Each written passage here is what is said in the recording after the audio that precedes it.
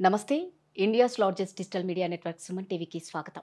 మన సనాతన ధర్మంలో మనకు ఎన్నో సందేహాలుంటాయి. అలాంటి ధర్మ సందేహాలను నివృత్తి చేయడానికి ప్రస్తుతం మనతో ఉన్నారు బ్రహ్మశ్రీ డాక్టర్ ప్రదీప్ జోషి గారు. నమస్తే గురుగారు.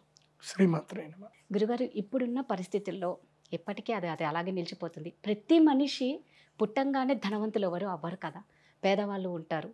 సో అంటే ఒక మనిషిలో వాళ్ళకి జాతక రీత్యా ధనయోగం కలగాలి అంటే ఎలా అంటారు?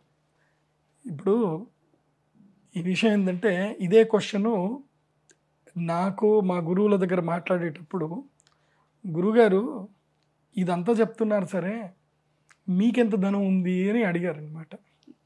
సో అంటే ధనవంతులు అవుతున్నారని చెప్పేసి అని పరిష్కార మార్గం చెప్తున్నటువంటి వ్యక్తి తాను కూడా ధనవంతులు అవ్వచ్చు కదా, లాజిక్ క్వశ్చన్ కదా. దానికి మా గురువుగారు ఏమన్నారంటే, ఒరే నువ్వు బ్యాంక్కి వెళ్తావు కదా అని అంటే, వెళ్తానండి. బ్యాంక్ మేనేజర్ ఉంటాడు కదా అంటే, ఉంటారు. అక్కడ లాకర్లో కొన్ని కోట్ల డబ్బులు ఉంటాయి కదా, ఉంటాయి. మరి అవన్నీ మేనేజర్ వేయినారా అంటే కావు. మేనేజర్ ఏం తీసుకుంటాడు అంటే నెలకి జీతం తీసుకుంటాడు, శాలరీ తీసుకుంటాడు. అయితే ఆ కోట్ల డబ్బులు మరి ఎవరి చేతిలో ఉన్నాయనంటే ఆయన చేతిలోనే ఉన్నాయి. వాడి జీవితానికి వాడి ఆలోచన విధానం వాడు అక్కడికి ఆగిపోయింది. అంటే నేను బ్యాంకులో ఉంటాను, నేను పని చేస్తాను, నెలకింత శాలరీ తీసుకుంటాను, నా జీవితకాలం ఇంత పని చేస్తాను. ఇప్పుడు ఉదాహరణకు ఒక బ్యాంక్ ఉద్యోగి ఉన్నాడు, నెలకి 1,00,000 రూపాయలు శాలరీ తీసుకుంటాను అనుకుందాం. మ్యాక్సిమం తన జీవితకాలంలో నెలకు 2 లక్షలు కావచ్చు. అంటే సంవత్సరానికి 24 లక్షలు. ఎన్ని ఏళ్ళు బతుకుతాడు? 100 ఏళ్ళు బతుకుతాం అనుకుందాం. అంటే సంవత్సరానికి 24 లక్షలు అన్నప్పుడు 2,40,00,000 రూపాయలు 10 సంవత్సరాలకు అవుతాయి. అంటే అతని జీవితకాలం ఒక 60 సంవత్సరాలకు వేసుకుంటే కనుక అతను సంపాదించేందుకు కూడా మాపోతే 100 కోట్లు అవుతుంది, 80 కోట్లు అవుతుంది. ఏది ఇతను ఆరోగ్యంగా ఉండి అన్నీ బాగుండి కాపాడుకుంటే.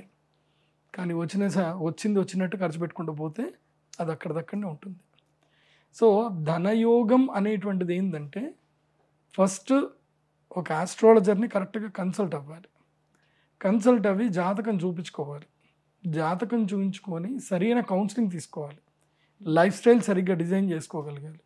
ఇవన్నీ సరిగ్గా చెప్పగలిగితేనే ఆ జ్యోతిష్యుడి దగ్గరికి వెళ్ళాలి. చాలామంది జ్యోతిష్యుడి దగ్గరికి వెళ్తారు, వీళ్ళు ఏం చేస్తారు, వాళ్ళ జాతకము ముందు ఇచ్చేస్తారు. ఇక వీళ్ళు చెప్తా ఉంటారు, వాళ్ళు కూర్చొని ఎందుకు వచ్చారండి అని అడుగుతారు. కూర్చోగానే చెప్పండి మీ ప్రశ్న ఏంటి, ఎందుకు వచ్చారు అని అడుగుతారు. నాకు అక్కడ డౌట్ వచ్చింది ఒకటి. నేను అడిగా మా గురువుగారిని, ఏమండి జ్యోతిష్య పండితుడి దగ్గరికి వెళ్ళిన, జ్యోతిష్యం అంటే ఏంటిది, భవిష్యత్తు గతము చెప్పడమే. వెళ్ళిన తర్వాత అన్నీ మనం చెప్తే ఇంకా ఆయన చెప్పేది ఏముందండి, ఆయన కౌన్సిలింగ్ ఇస్తాడు, మామూలు కూడా చెప్పేస్తారు కదా అంటే, అప్పుడు మా గురుగారు చెప్పారనమాట, జ్యోతిష్య పండితుడికి ఉన్న ప్రధాన లక్షణం ఏంటంటే, ఎవరైనా క్లయింట్ వచ్చి జాతకం ముందు పెడితే అతని గతం కరెక్ట్గా చెప్పగలగాలి. అతని జీవితంలో ఏ ఏ సంఘటనలు ఎక్కడ జరిగాయి, ఏం జరిగింది, వాళ్ళ జీవితంలో ఉండే ప్రధాన లక్షణం ఏంది అని చెప్పగలగాలి. అంటే కొంతమంది జీవితం మొత్తం రోగంతో కొట్టుకుంటూ ఉంటారు, కొంతమంది జీవితం మొత్తం అప్పులతోటి వాళ్ళ జీవితం గడిచిపోతూ ఉంటుంది, ఇంకొంతమంది వాళ్ళ జీవితం మొత్తం కూడా త్యాగం, అంటే ఇతరులకు సేవ చేసుకున్న ఊడిగంలోనే వాళ్ళ జీవితం అంతా పోతుంది. ఇలా నువ్వు కష్టజీవియా, భోగజీవియా, రోగజీవియా, యోగజీవియా, రుణజీవియా, నువ్వు ఏ జీవివి అంటే నీ జాతకానికి సంబంధించిన ప్రధాన వ్యక్తిత్వం ఏంది అనేది చెప్పి వాళ్ళ జీవితంలో జరిగిన ఇన్సిడెంట్స్ కొన్నైనా చెప్పగలగాలి. అప్ టు 80% అన్నా యాక్యురేట్గా చెప్పాలి. అలా చెప్పగలిగితేనే అతను జ్యోతిష్ పండితుడు. లేకపోతే మామూలుగా మా రాధ కూడా జ్యోతిష్యం చెప్పేస్తుంది. అన్ని ప్రాబ్లమ్స్ అని చెప్పేసి ఇంతమంది ఇంటర్వ్యూ చేసింది, దూరదర్శన్లో పనిచేసింది, సివిఆర్లో పనిచేసింది, ఇంకెక్కడెక్కడ ఆర్టీవీలో పనిచేసి ఎక్కడ కూడా పనిచేసి ఎంతో మందితోటి ముచ్చట పెట్టినప్పుడు ఇంకేముంది, అమ్మ మాకు ఈ ప్రాబ్లం ఉందండి అని అంటే, మీకు పలానా వల్ల బ్యాంకుకి ఫోన్ చేపిచ్చేస్తాను, నాకు 2% కమిషన్ ఇవ్వాలని చెప్పి తీసుకుంటే అయిపోతుంది. సో జ్యోతిష్యం వేరు, కౌన్సిలింగ్ వేరు. కాబట్టి అది మీరు ప్రధానంగా తెలుసుకోవాలి. అయితే ధనయోగానికి సంబంధించిన తత్వం ఏంటంటే, ఇందాక బ్యాంక్ మేనేజర్ది మీకు ఎగ్జాంపుల్ చెప్పాను కదా, అతనికి యోగం ఉంటే అతడు ధనయోగం ఉండడం ఒకటి, ధనం పక్కనే ఉండడం ఒకటి. ధనయోగం ఉండడం ఒకటి, ధనం తనదై ఉండడం ఒకటి, లేకపోతే వేస్ట్ కదా. ధనయోగం అంటే అర్థమైంది తన దగ్గర ఉండడం, యోగం అంటే అర్థం ఏంటంటే దానితోటి కలిసిపోవడం, మింగిల్ అవ్వడం అని అర్థం యోగం అంటే. సో ధన యోగం ఉన్నటువంటి వ్యక్తులు ఎవరు అంటే శ్రీమంత్, డబ్బులు బాగా ఉన్నటువంటి వాళ్ళు ధనయోగవంతులు. సో లక్ష్మీ యోగం ధనయోగం ఎవరికి వర్తిస్తుంది అంటే వాళ్ళ జాతకంలో ఉంటుంది. అయితే చాలామందికి లక్ష్మీ యోగం ఉంటుంది, నేను చూసాను చాలామంది లక్ష్మీ యోగం ఉంటుంది. కానీ లక్ష్మీ యోగం అంటే గురుగ్రహం బాగా ఉండడం, గురువు చాలా బాగా ఉన్నాడు కానీ చంద్రగ్రహం బాగాలేదు, అంటే మనస్తత్వం బాగాలేదు. డబ్బు అయితే ఉంది, పలానా చోటుకి వెళితే డబ్బు వస్తుంది, పలానా పని చేస్తే డబ్బు వస్తుంది. ఇప్పుడు ఇంట్లోనే కూర్చొని కళ్ళు మూసుకొని నాకు డబ్బు రావాలి అంటే రాదు కదా. వీళ్ళు అక్కడికి వెళ్ళరు, ఏమీ చెయ్యరు, ఏం చేయరు, ఇంట్లోనే ఉంటారు. ఇంకా అంటే భయపడతా ఉంటారు, ఒక కుస్థిత మనస్తత్వం ఉంటుంది, దేనికి ముందుకెళ్ళరు. శుక్రుడు బాగా లేడు, గురువు మంచిగా ఉంటాడు, శుక్రుడు బాగా లేడు. హస్బెండ్ ఒక దుర్మార్గుడు దొరుకుతాడు, నీకు ఎంత నాలెడ్జ్ ఉన్నా ఏ ఉన్నా సరే హస్బెండ్ మంచోడు దొరకడు. వాడికి విపరీతమైన భయం, నా భార్య బయటకు పోతే ఎంతమంది చూస్తారో ఏం జరుగుతుందో అని భయం వాడికి. వాడేమంటాడు అంటే జాతకంలో శుక్రుడు బాగలేకపోతే అలాంటి హస్బెండ్ దొరుకుతాడు. అయిపోయి ఇంకా నువ్వు ఇంట్లోనే కూర్చోవాలి, నువ్వు వంట చేయాలి, నేనేది తెచ్చి పెడితే దాంతో మనం కష్టపడి మన జీవితంలో గొప్ప వాళ్ళం అయిదాం. ఇంకా నువ్వు ఉద్యోగం చేయొద్దు, నువ్వు వ్యాపారం చేయొద్దు, ఏం చేయొద్దు అని ఇలా కొంతమంది భయపడే వాళ్ళు ఉంటారు. వాళ్ళ జాతకంలో యోగం ఉన్నా భర్త జాతకం బాగాలేకపోతే వీళ్ళ జాతకం స్మాష్ అయినట్ట. ఇలా మన ఒక్కరి జాతకమే కాదు, మన ఇంట్లో వాళ్ళ జాతకాలు కూడా మనకి చాలా ఇంపార్టెంట్. ఇప్పుడు ఉదాహరణకి ఇంట్లో యజమాని జాతకం చాలా బాగుంది, ధనయోగం వస్తుంది, వాళ్ళ పిల్లల జాతకం బాగలేదు, వాళ్ళు అప్పులు చేస్తున్నారు, ఖర్చులు పెడుతున్నారు, దుబారా చేస్తున్నారు, ఏమవుతుంది ఆ డబ్బంతా కూడా పిల్లల కోసం ఖర్చు పెట్టాల్సి వస్తుంది. సో ప్రతి ఒక్క మనిషి జీవితంలో లైఫ్ స్టైల్ డిజైనింగ్ చాలా ఇంపార్టెంట్, హోరోస్కోప్ కన్సల్టేషన్ చాలా ఇంపార్టెంట్, ఆ ఆస్ట్రాలజర్కి అన్నీ తెలిసి ఉండాలి. అండ్ అతనే అన్నీ చెప్పాలి, మీరని చెప్పకూడదు. అలా ధనయోగ ప్రాప్తి మీ జీవితంలో ఉందా లేదా అని తెలుసుకోండి. ఒకవేళ ఇవన్నీ లేదండి, ప్రదీప్ జోషిని కలవాలంటే 25,000 ఫీజు కట్టాలి, కష్టము అని అనుకుంటే ఒక్కరోజు ఉంటుంది, ఆ రోజుకి ఒక అద్భుతమైన శక్తి, ఒక విలువ ఉంటుంది. ప్రతి సంవత్సరములో 2 రోజులు చాలా ఇంపార్టెంట్, ఒకటి అక్షయ తృతీయ, రెండవది ధనత్రయోదశి. ధనత్రయోదశి రోజున లక్ష్మీదేవి అనుగ్రహం ఉంటుంది. ఎందుకోసం అంటే దీపావళికి ముందు వచ్చేది, అంటే ఈ త్రయోదశి అయిపోయిన తర్వాత నెక్స్ట్ నరక చతుర్దశి, తర్వాత దీపావళి. సో త్రయోదశి తిథి రోజున లక్ష్మీదేవి శ్రీ మహావిష్ణు ఇద్దరు గరుత్మంతుడి మీద భూలోక సంచారం చేస్తారు అని ఉంది. అందుకే ధనత్రయోదశి రోజున శ్రీ మహాలక్ష్మి యాగం చేయాలి. ఇది ఎప్పుడు చేయాలి అని అంటే రాత్రిపూట చేయాలి. రాత్రిపూట సింహలగ్నము కన్యాలగ్నంలో చేయాలి. సింహలగ్న కన్యాలగ్నం అంటే 4 గంటలు పడుతుంది. సింహ కన్యాలగ్నంలోని ఇది చెయ్యాలి. అంటే ఆల్మోస్ట్ మేము మిథున లగ్నం, సింహ కర్కాటక లగ్నంలోనే స్టార్ట్ చేస్తాం. సో ఆ విధంగా ఈ రాత్రిపూట చేసే యాగం ఉంటుంది. ఈ యాగం ఎవరైతే చేసి అమ్మవారిది తీసుకుంటారో వాళ్ళ జీవితం ఎలా మారిపోతుందని అంటే, వాళ్ళకి ఏదైనా చాలని ఉద్యోగం ఉన్నా ఏది ఉన్నా సరే ఉద్యోగం పోతుంది. ఉద్యోగం పోతుంది. ఎందుకు పోతుంది అని అంటే వాళ్ళని ఇంకో దగ్గర వేయాలి కాబట్టి. ఒక్కటి గుర్తుపెట్టుకోండి, మీ జీవితంలో మీరు ఎక్కడికైనా దేవస్థానంకి వెళ్ళినా ఏదైనా పూజలు చేసినా మీకు ఏదైనా కష్టం వచ్చింది అనుకోండి, మీరు బాధపడొద్దు, నిజంగా సంతోషపడాలి. ఎందుకోసం అని అంటే నీకు ఆ కష్టం మూలకంగానే నువ్వు అక్కడ నీ కష్టం వచ్చి రాగానే ఎప్పుడైనా నీ జీవితాన్ని గుర్తుపెట్టుకో, ఎవరి జీవితంలో అయినా మీ జీవితాన్ని గుర్తుపెట్టుకోండి. మీకు ఒక శత్రువు పుట్టాడు, ఒక శత్రువు వల్ల, ఒక వ్యక్తి వల్ల మీకు ఏదైనా నష్టం జరిగింది, ఒక బాధ కలిగే సంఘటన జరిగింది, నష్టం జరిగింది అని అంటే మీరు ఇమ్మీడియట్లీ ఒక లైట్ వెలగాలన్నమాట, బల్బ్ వెలగాలి. ఏంటిదంటే ఇప్పుడు నేను ఇమ్మీడియట్లీ నా వే ఆఫ్ థింకింగ్ మార్చాలి, నా లైఫ్ స్టైల్ మార్చాలి, నేను ఇంకా వేరే ప్రోగ్రెసివ్ వేలోకి వెళ్ళాలి. అంటే నాకు యూటర్న్ పాయింట్ వచ్చింది, ఇది డెడ్ ఎండ్, ఈ రోడ్ అయిపోయింది, నా లైఫ్లో ఈ రోడ్ అయిపోయింది. మనము కార్లో వెళ్ళేటప్పుడు మనకు రోడ్ అయిపోయిందని తెలుస్తుంది, కానీ జీవితంలో ఎట్లా తెలుస్తుంది అంటే కష్టాల వల్ల మాత్రం తెలుస్తుంది. కష్టం వస్తేనే మంచిది, కష్టం వస్తేనే నీ గుండె బలం ఏందో తెలుస్తుంది, నీ శక్తి ఏందో తెలుస్తుంది, నీ ఆలోచన ఏంటో తెలుస్తుంది. కానీ అది తట్టుకునే శక్తి ఉండాలి కదా. ఆ శక్తి రావాలంటే నీకు మంచి గురువు ఉండాలి, ఒక మంచి గైడ్ ఉండాలి. సుమన్ టీవీ తప్పకుండా చూడాలి, మేము అందరం చెప్పేటి వినాలి. వింటే మీరు బాగుపడతారు, లేకపోతే బాగుంటారు, అంతే కదా.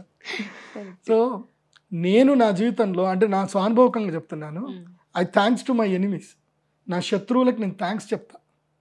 ఎందుకోసం అంటే వాళ్ళు నా జీవితంలో ఆ సంఘటన చేయటం వల్లనే, ఆ చెడు చేయడం వల్లనే నాకు మంచి జరిగింది, ఓ ఇంకా ఇది కాదు, ఇది నా ఫీల్డ్ కాదు అని మళ్ళీ నా సెల్ఫ్ అనాలిసిస్ వేసుకున్నాను.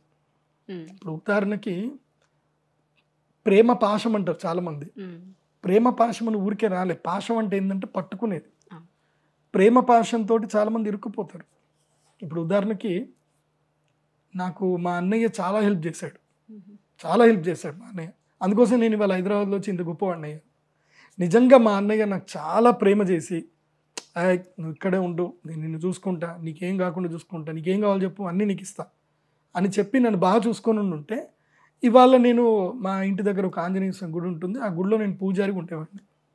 ఏముంటుంది, అందరూ వస్తే రండి మీ గోత్రం ఏంటండి అన్నీ అడిగి శటగోపం పెట్టేసి ఏమైనా ఇస్తారా అండి, ఒక 50 రూపాయలు 100 రూపాయలు ఇస్తే ఆశీర్వాదం చేస్తాండి, 500 ఇస్తారండి, కూర్చోండి అని చెప్పి నా జీవితం అక్కడికే ఉండిపోయేది. So thanks to my brother. మా అన్నయ్యకి నేను థ్యాంక్స్ చెప్పాలి. ఎందుకోసం అంటే అతను నాకు అంత ఎఫెక్షన్ చూపించలేదు కాబట్టి. సో ఒకళ్ళు చూపించుంటే నేను ఆయన దగ్గర ఉండిపోయానేమో ప్రేమగా, ఆ ప్రేమ పాశం లోపల ఇరుక్కుపోయానేమో. సో ఒక్కొక్కసారి మన జీవితంలో మన అన్నదమ్ములే మనకు మేలు చేస్తారు, మన అక్క చెల్లెలే మనకు మేలు చేస్తారు. అంతేందుకు, మొన్న ఈ మధ్య నాకు ఒక క్లయింట్ వచ్చారు. ఆయన ఇంట్లో ఏం జరిగిందనంటే, ఆస్తి పంపకాల్లో అందరికీ పెళ్ళిళ్ళు చాలా గ్రాండ్గా చేశారు. చెల్లెళ్ళందరికీ 3 చెల్లెళ్ళకి చాలా గ్రాండ్గా పెళ్లి చేశారు. పాపం 3 చెల్లెళ్ళకి పెళ్ళి అయ్యేదాకా ఆయన పెళ్లి చేసుకోలేదు. ఆయనకి 32 ఏట పెళ్ళయింది. పెళ్ళిళ్ళు అందరు చేసేసరికి 32 ఏట పెళ్ళయింది. మ్యారేజ్ అయిన తర్వాత ఇంకా ఆస్తులన్నీ ఉంటాయి కదా, సో ఇవన్నీ కూడా తను సేల్ చేద్దామని పోయేసరికి 3 అక్క చెల్లెలు నోటీస్ పంపించారు, నువ్వు ఎట్లా అమ్ముతావు, మాకు ఆస్తిలో భాగం ఉంది కదా అని చెప్పి. వాళ్ళ పెళ్ళప్పుడే వాళ్ళకి 20 తులాల బంగారాలు అవన్నీ పెట్టారు. అప్పుడు ల్యాండ్ కాస్ట్, అప్పుడున్న ల్యాండ్ కాస్ట్ కన్నా ఎక్కువగానే వీళ్ళు గ్రాండ్గా పెళ్లి చేశారు. ఇప్పుడు అవన్నీ పెళ్ళి మీరు చేశారు, ల్యాండ్లో మాకు హక్కు ఉంది అని చెప్పేసి అనేసరికి ఆయన చాలా బాధపడిపోయి అప్పట్లో మా నాన్నగారిని అడిగాడు. ఎప్పుడు ఇది 2000 ఆ టైంలో ఇది జరిగితే మా నాన్న ఒకటే మాట చెప్పాడు, నీ జాతకం తీయు చూస్తా అన్నాడు. జాతకం చూశాడు, అద్భుతమైన రాజయోగం ఉంది, తృతీయ స్థానం బాగలేదు, నీకు అక్క చెల్లెల వల్ల అన్నదమ్ముల వల్ల నీకు లాభం లేదు నీ జీవితంలో, ఏం చేయాలి? ఏం లేదు, ఆస్తి పంపకాలు చేసేయి, నీకు ఎంత కావాలో నువ్వు పెట్టుకో, ఆస్తి పంపకాలు చేసేయు, నువ్వు ఇమ్మీడియట్లీ స్థాన పరివర్తన చేసి హైదరాబాద్ రా అని చెప్పాడు మా నాన్న. లేదండి, నేను ప్రకాశం జిల్లా నుంచి హైదరాబాద్ ఎట్లా రావాలి, నా వల్ల కాదు అని అంటే, ఏం లేదు రా అని చెప్పేసి అన్నాడు మా నాన్నగారు. సరే మా నాన్న చెప్పిన మాట, ఇప్పుడు నా దగ్గర జ్యోతిష్యం వచ్చిన వాళ్ళు నేనేం చెప్తే అది వింటారు, ఇంకా వాళ్ళు ఇంకో మాట మాట్లాడరు, అందుకోసమే జ్యోతిష్యుడి దగ్గర రావాలి. సో మా నాన్నగారు చెప్పారు, వచ్చేసాడు హైదరాబాద్కి. వచ్చి ఇక్కడనే ఈ హిమాయత్ సాగర్ దగ్గర ఇక్కడ కోకాపేట ఏరియాలో ఉంది కదా, అప్పట్లో అసలు అక్కడ ఎర్ర బస్ కూడా వచ్చేది కాదు. 2002 ఆ టైంలో అక్కడ ల్యాండ్ కొనుక్కున్నాడు. ఏది, అక్కడున్న ల్యాండ్ అమ్ముకొని ఇక్కడ ల్యాండ్ కొనుక్కున్నాడు, కొంచెం ల్యాండ్ పడి భూమి కొనుక్కున్నాడు. ఇప్పుడు అది 50 కోట్లు పలుకుతుంది. ఇక్కడ ఎవరు లాభపడ్డారు? ఇప్పుడు వాళ్ళ భూమి ఎంత ఉందో వాళ్ళ భూమి ఇప్పుడు ఎకరం 35 లక్షలే, 40 లక్షలే. అప్పుడు 10 లక్షలు ఉన్నది, ఇప్పుడు 30-40 లక్షలు, అంతకుమించి పెద్ద తేడా ఏం లేదు దాని లోపల. కానీ ఇప్పుడు లాభపడ్డది ఎవరు? ఒక నిర్ణయం. ఇప్పుడు ఆ పిల్ల ఆయనకి హెల్ప్ చేసింది ఎవరు? ఇప్పుడు మరి వాళ్ళ చెల్లెలే హెల్ప్ చేసినట్టు. వాళ్ళు అక్కడ గొడవ పెట్టుకోవడం వల్లనే కదా, సో ఇప్పుడు వాళ్ళకి థ్యాంక్స్ చెప్పాలి అంతే. అందుకోసం మన జీవితంలో మన శత్రువులకు ఎప్పుడు మనం థ్యాంక్స్ చెప్పాలి. నిజంగా నువ్వు జీవితంలో బాగుపడగానే ఏం చేయాలి తెలుసా? మీ శత్రువు దగ్గరికి వెళ్ళి స్వీట్ పంచాలి, థ్యాంక్స్ రా, నువ్వు చేయడం వల్ల నేను మంచిగా అయ్యాను రా అని చెప్పాలి. చూపించుకోవడమే, ఇంకా మళ్ళీ మొహం చూడొద్దు అని ఫిక్స్ అయిపోతారు కదా. కాబట్టి జీవితంలో ధనయోగం రావాలంటే ఫస్ట్ మనస్సు స్థిరంగా పెట్టుకోవాలి, దృఢ సంకల్పంగా పెట్టుకోవాలి, ఆలోచన విధానము మార్పుకి సిద్ధం అవ్వాలి, అదేవిధంగా దైవ బలము ఇచ్చేటువంటి గురువు ఉండాలి, అదేవిధంగా కొన్ని తంత్ర పూజలు ఉంటాయి. ఎందుకోసం అంటే నేచర్లో అద్భుతమైన ఎనర్జీ ఉంది, ఆ ఎనర్జీ మనం గెయిన్ చేసుకోలేకపోతే వేస్ట్. ఇప్పుడు నీ ఇంటి పక్క నుండి నీకే ధనయోగం వస్తున్నప్పుడు పక్కన నాకెందుకు రావట్లేదు అంటే నేను నేచర్ని అడగట్లేదు, నేను నేచర్కి చేయాల్సిన తంత్ర పూజలు నేను చేయట్లేదు. చేస్తే జరుగుతుంది, ఎందుకు జరగదు? అండ్ ఆ డౌట్ ఏముందేమో, ప్రదీప్ జోషికి ఏం తక్కువ లేదండి, ప్రదీప్ జోషి మంచి ఆస్తిపరుడు, నేను అలాంటి పూజలు చేయటం వల్లే నా జీవితంలో చాలా మార్పు వచ్చింది. సో కాబట్టి ఈయన ధనవంతుడు అవునా కాదా అని అడుగుతారేమో. నేను మంచి ధనవంతుడిని, నేను కోటీశ్వరుణ్ణి, నాకు అట్లాంటిది ఏం డౌట్ పెట్టుకోకండి.